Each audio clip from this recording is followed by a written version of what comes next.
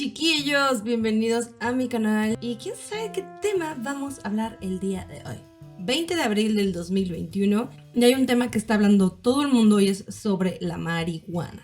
Pero este va a ser un video muy especial porque más allá de que vamos a hablar si se va a legalizar o de qué significa la marihuana o si es buena o si es mala, hay un tema que me llamó muchísimo la atención y es el por qué está tan estigmatizada la marihuana. Si no llego a mencionar de dónde proviene la información porque de repente me emociona demasiado, don't worry. Vamos a poner abajo en la descripción varios links que los van a ayudar y los van a llevar a mi investigación. Si es medicinal, ¿por qué está tan estigmatizada? Y si su uso recreativo no es tan dañino como se cree, entonces ¿qué demonios está pasando? ¿Qué carajos pasa, Rick? Vamos a verlo ahora mismo.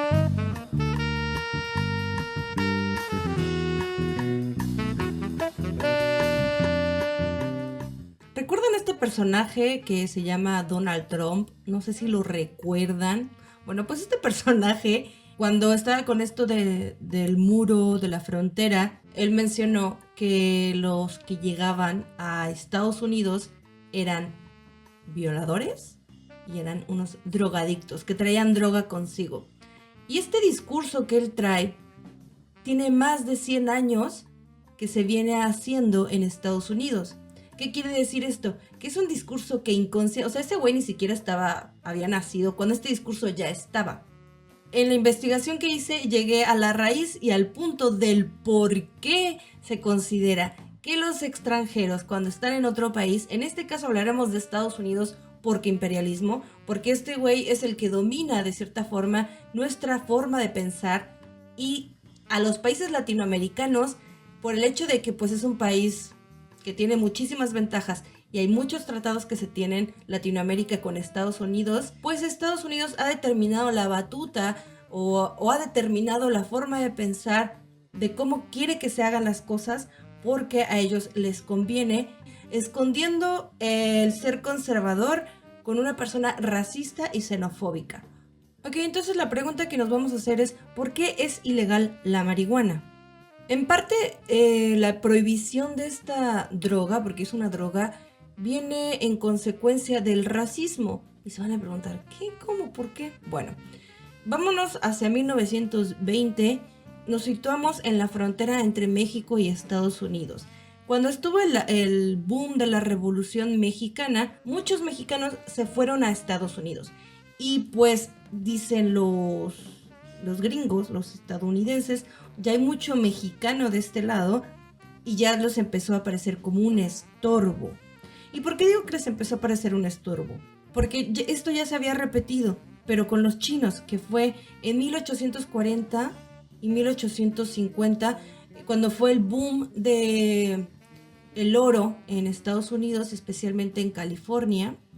Pues llegaron porque se corrió el rumor, necesitaban mano de obra, llegaron los chinos a Estados Unidos y pues llegaron algunos con sus familias, lo que sea, y ellos eran consumidores de opio. Ya de repente algunos decían, oye, como que ya no me gusta que el chino le estén pagando igual que a mí.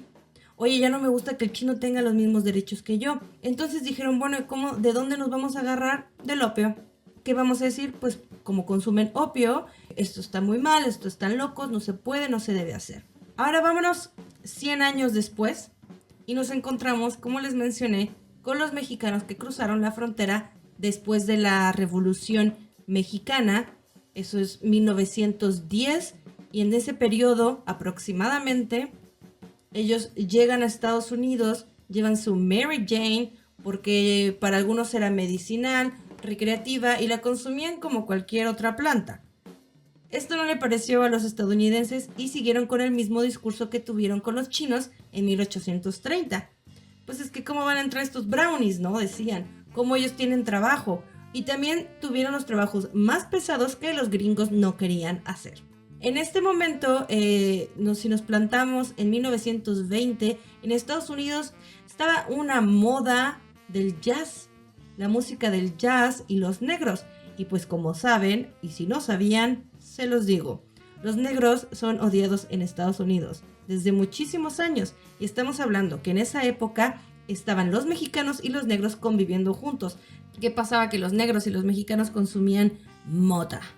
Pues ya los mexicanos tenían su chamba ahí en Estados Unidos y pues como era muy molesto para los gringos, como sigue siendo molesto que los extranjeros estén en su país y trabajen, empezaron esos sentimientos racistas en la sociedad blanca, eran demasiado fuertes. Entonces la prensa, como siempre los medios de comunicación, queriendo agarrarse de algo, dijeron, bueno, ¿por qué no nos ponemos amarillistas? Should you ever be confronted with the temptation of taking that first puff of a marijuana cigarette, don't do it. Y pues no esperaron para crear pues rumores de los efectos de la marihuana.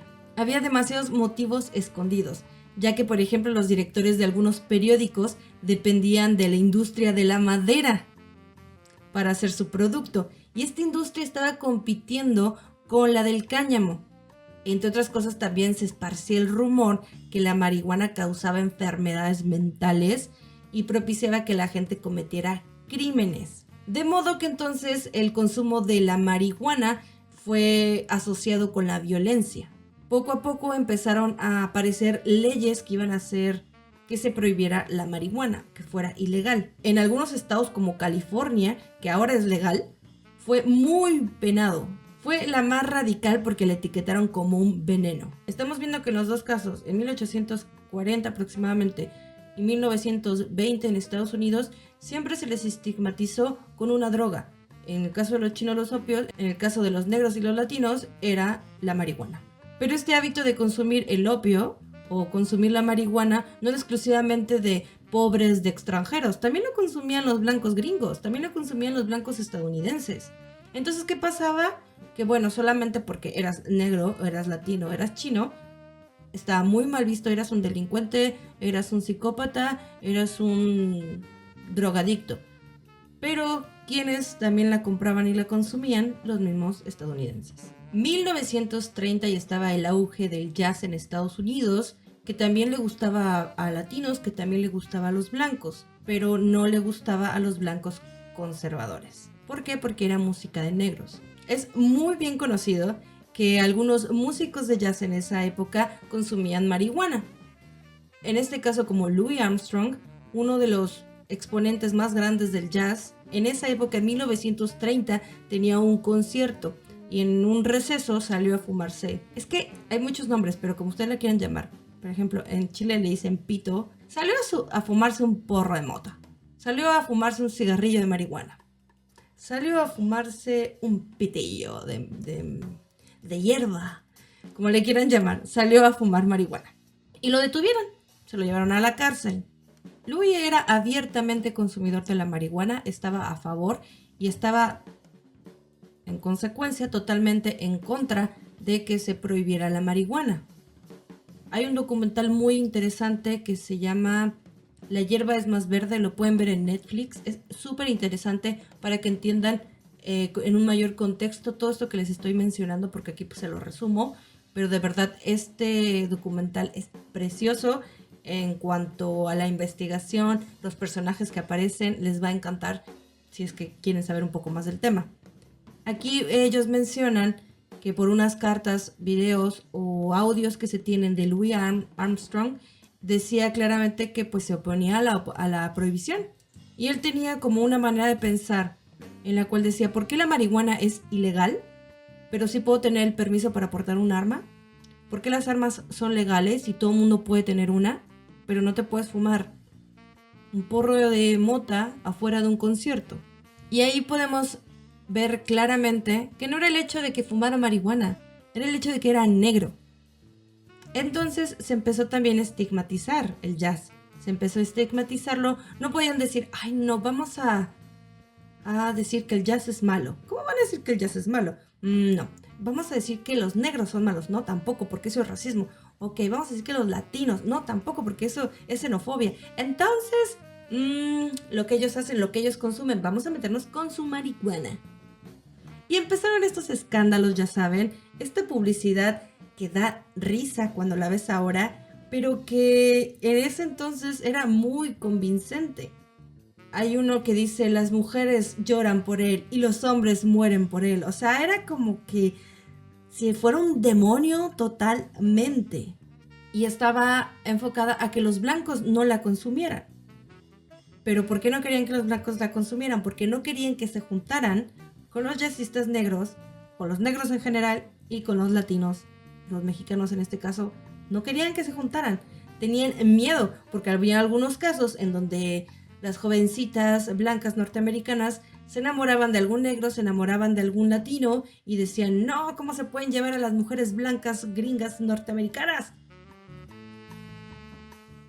Tal vez tú piensas que estoy inventando, pero no, así de dramática era la propaganda que se hacía en contra de la marihuana. O sea, no era en contra de la marihuana, era en contra de los negros y de los extranjeros.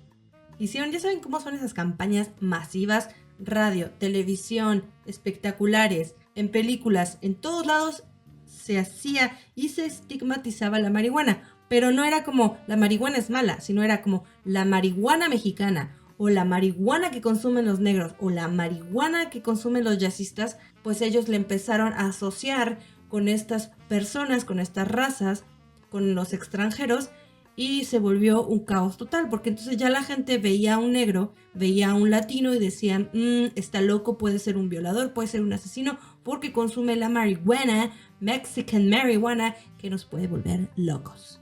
Hay un personaje muy importante para todo este caos, para todo este terror mediático, que se llama Harry Anslinger. Él fue el director de la FBN, que antes era la Oficina Federal de Narcóticos, y ahora se le conoce como la DEA. En esa época, entre 1930 y 1962, él era uno de los mayores partidarios de que se prohibiera la marihuana. Esta estrategia tenía dos componentes. En primera, él decía que la hierba era mala. Y en segundo, el racismo, ya que según él solo los latinos y negros fumaban marihuana. Él decía que la marihuana era la droga que ha causado más violencia en la historia de la humanidad. Hay 100,000 fumadores de marihuana en Estados Unidos y la mayoría son negros, hispanos, filipinos y artistas. Su música satánica, el jazz y el swing es el resultado del consumo de marihuana. Esta marihuana hace que las mujeres blancas busquen relaciones sexuales con negros artistas y ese estilo de gente. Vean cómo el mensaje que daba él era demasiado xenófobo y racista. Anslinger no solamente es un personaje, sino es el que inició toda esta prohibición. Toda esta desinformación que ellos daban era para asustar a la población y que no se acercaran pues a los negros, que no se acercaran a estos clubes de jazz, que no se acercaran a los latinos. Durante estos años apenas se empezaba a estudiar qué efectos tenía la marihuana. Hay algunos profesionales médicos que se acercaron a Anslinger pidiéndole que por favor les permitiera estudiar la marihuana con sus efectos de beneficios en la salud y el tratamiento para algunas enfermedades. Y él absolutamente dijo que no. Si querías en ese entonces usar la marihuana para cuestiones medicinales, tenías que pagar un impuesto muy alto que solamente los ricos podían pagar. Pero desde entonces, aunque un científico se acercara, le decían, no, mijito, váyase para su casa, póngase a investigar otras cosas. Y ya como que la comunidad científica se estaba poniendo así como de, ya, güey, déjanos investigar, es que esto está muy chido, la neta queremos ver qué onda con eso. Llega Nixon. Y no estoy hablando de una medicina para las hemorroides. Estoy hablando de Richard Nixon. En este gobierno se probó que la marihuana no era tan peligrosa como el alcohol, pero ¿qué creen? Nixon tenía dos enemigos, el que era el sentimiento de antiguerra y también la población negra. Para él eran sus enemigos. Y no se podían arrestar al que no quisiera ir a la guerra, se supone, y tampoco podían arrestarte por ser negro, pero sí por consumidor de marihuana. ¿Y cómo se sabe esto? Porque el mismo Nixon lo dijo. Sabíamos que no podíamos hacer ilegal el estar en contra de la guerra o ser negro. Pero al hacer que el público asociara a los hippies con la marihuana y a los negros con la heroína o también la marihuana, y después criminalizando pesadamente las dos, podríamos quebrantar a ambas comunidades. Podríamos así arrestar a sus líderes, saquear sus hogares, interrumpir sus reuniones y difamarlos noche tras noche en las noticias nocturnas. ¿Que si sabíamos que estábamos mintiendo sobre la droga? Por supuesto que sí. Cuando estaba Anslinger, Él propuso, y se hizo también, que la marihuana estuviera en la categoría igual que la heroína y la cocaína. Es decir, que era sumamente peligrosa como estas dos drogas, que tenían unos efectos muy similares y no se le consideraba medicinal. Todo esto empezó a generar una presión en distintos países, no solamente en México o en Canadá, sino alrededor del mundo, porque Estados Unidos en ese entonces la potencia mundial, y muchos países tuvieron que hacer que la marihuana fuera ilegal por presión de Estados Unidos. En el 34, por ejemplo, en México, cuando ya quiso tomar la rienda sobre la decisión de qué hacer con la marihuana y también despenalizar a los que la consumían, porque los estaban tratando como criminales. El que consumía marihuana, y todavía a la fecha, el que consume marihuana es un criminal, así se le trataba. En ese entonces estaba Lázaro Cárdenas como presidente y decidió revisar la legislación respecto a estos narcóticos. Lo que quería Lázaro Cárdenas es que se tratara al consumidor de drogas, no nada más de la marihuana, sino de otras drogas, como un paciente, no como un criminal. Se publica este reglamento federal de toxicomanías en 1940. ¿Y qué hizo Estados Unidos? Dijo, no, mi reina, no puedes meter eso, nosotros te vamos a decir qué es lo que tienes que hacer. ¿Cómo te atreves a meter una ley sin antes consultarnos? Y llegó a presionar tanto al gobierno cardenista, al gobierno mexicano, con muchas amenazas, y que dicho reglamento quedó, bueno, en la basura. Y los consumidores de la marihuana y de otras drogas volvieron a ser criminales. Aunque se tomaron muchas decisiones sobre la marihuana, porque sigo así como excelente, no sé, pero tengo frío, creo que es porque tengo frío. Me voy a traer una mantita, espérenme. Aquí está, para verme más. ¡Ay, güey! Mira nada más. ¡Qué elegancia la de Francia! Entonces, en el debate científico, como se puede apreciar, las legislaciones sobre la marihuana, tanto en Estados Unidos como en México, se adelantaron a los estudios científicos. O sea, hicieron leyes sin antes esperar a ver qué tenía que decir la comunidad científica o los experimentos y todo ese tipo de cosas. Las pocas investigaciones que se hicieron con respecto al nivel de adicción de la marihuana determinaron que la probabilidad de convertirse en adicto después del contacto con la droga, en este caso si te la fumabas o te la comías, era de un 8,9%. Por ejemplo, en Chile, en las universidades de Chile, en universidades de México, por las que investigué, también en Estados Unidos y en otros países, en los cuales sí se tiene pruebas de que la marihuana sí afecta el desarrollo del cerebro cuando se consume antes de los 20 años. No te vas a fumar un porro o te vas a comer un brownie y ya te vas a quedar todo mal, ¿no? O tu cerebro no se va a desarrollar. Lo que ellos explican es que si eres un consumidor habitual de la marihuana antes de la edad adulta, antes de los 20 años, esto puede perjudicar el desarrollo de tu cerebro. Pero esto también se utilizó como un pretexto para decir, pues que te va a dejar idiota la marihuana. Aunque estamos viendo que no es tan peligrosa como la cocaína o la heroína.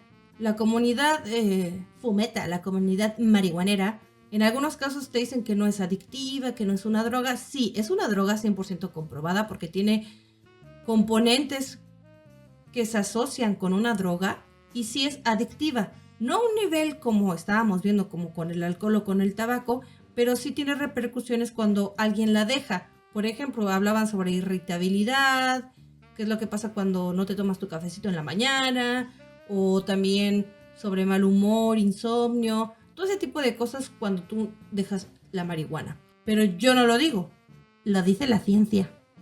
Aunque la marihuana no es tan adictiva como otras drogas, el uso crónico puede llegar a tener efectos nocivos en el cerebro. Para muchos consumidores, los beneficios medicinales son mayores que los efectos negativos de esta droga. Hay un documental muy bueno que creo que también está en Netflix, y si no lo pueden encontrar subtitulado en YouTube, que se llama With the People.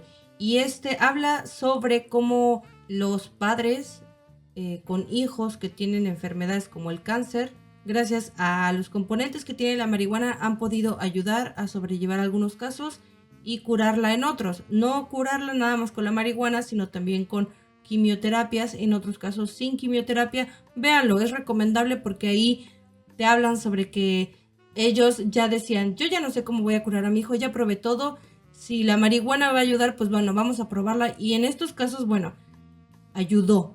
Como hemos visto en... Ay, mi chal, ya se me está cayendo mi chal. En algunos casos se ha estigmatizado la marihuana como que es lo peor que le puede pasar a un ser humano.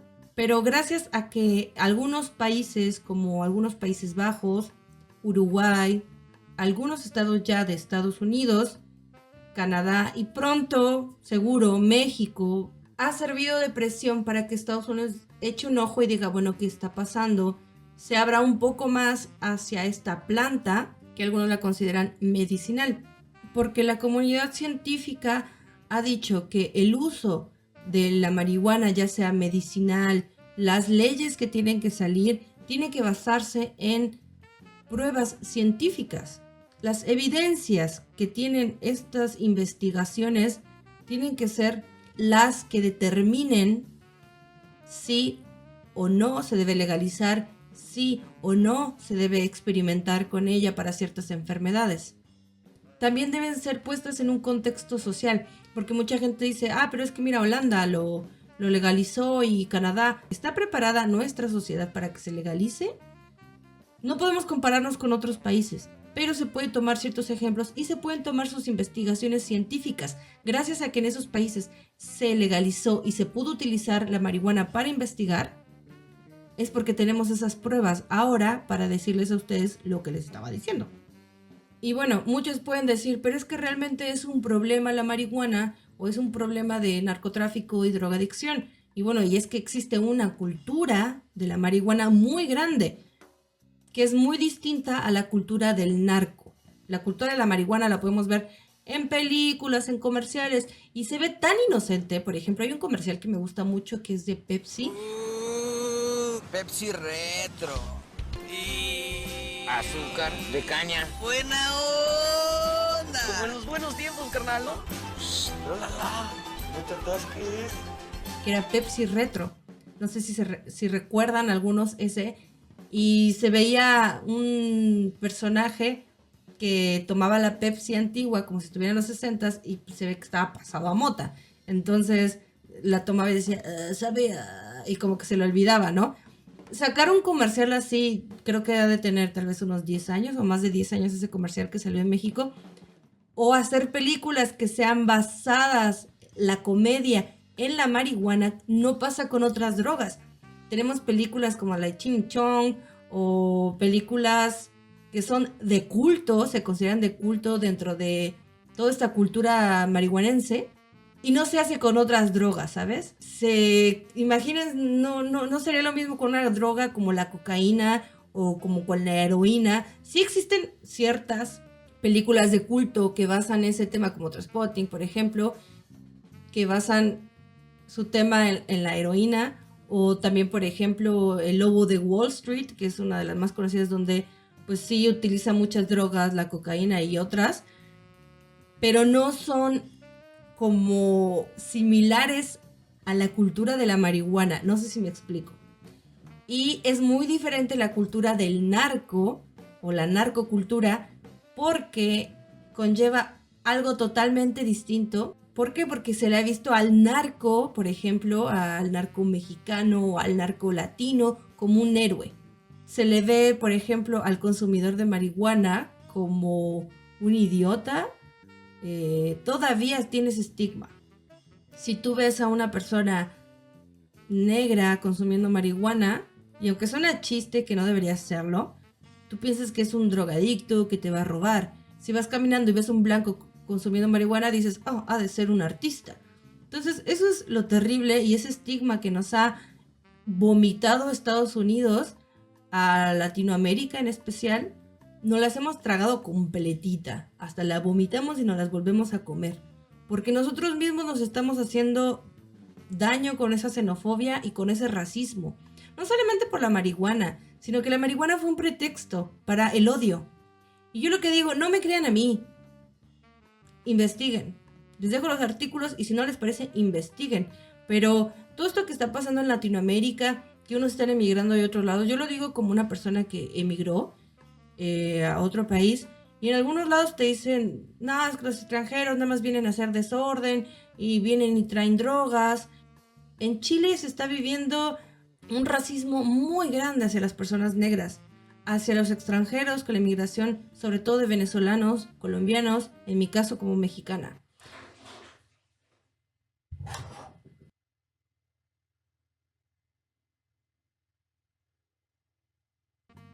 Ay, esto de grabar en la madrugada es terrible porque cualquier ruido me da miedo.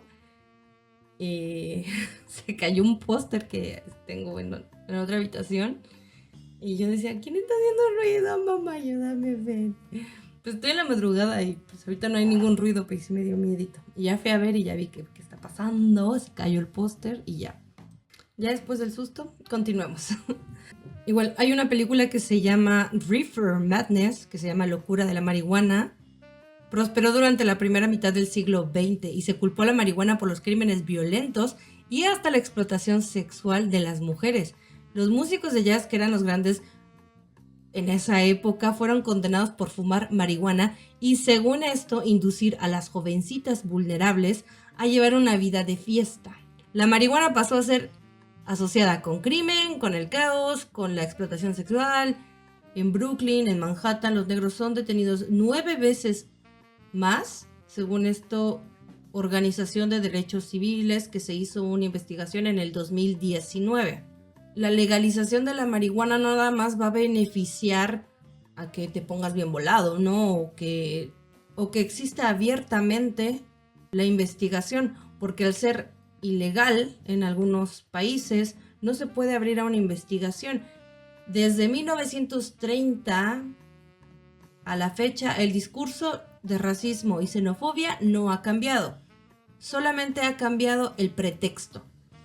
La marihuana se utilizó como pretexto y ahora que se está haciendo ley en varios lugares, que ya no te pueden detener por traer marihuana, entonces ¿por qué razón te van a detener si eres latino o si eres negro? Esto va a beneficiar a que disminuya el racismo y la xenofobia en varios países. Pero entonces dejemos este discurso de odio, no tanto porque, sí, vamos todos a fumar marihuana. No, hay que aprender a investigar y sacar el por qué sucede lo que sucede, ¿no? No existía la democratización de los medios que existe ahora, que uno se puede informar y, como yo en este caso, crear contenido. Así que les pido que investiguen. Investiguen y no se queden nada más con lo que les dicen en la televisión, porque esos son medios masivos. Tampoco les digo que se vayan a, como les digo, a chuchitaperez.com. ¿Quién es Chuchita Pérez? Váyanse e investiguen en artículos científicos, con historiadores.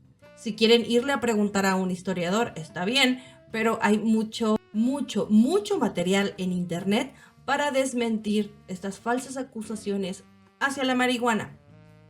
¿Que es una droga? Sí. ¿Que tiene efectos negativos? Sí. Más allá de la marihuana, quiero que veamos como esta parte social que esconde la prohibición de esta planta.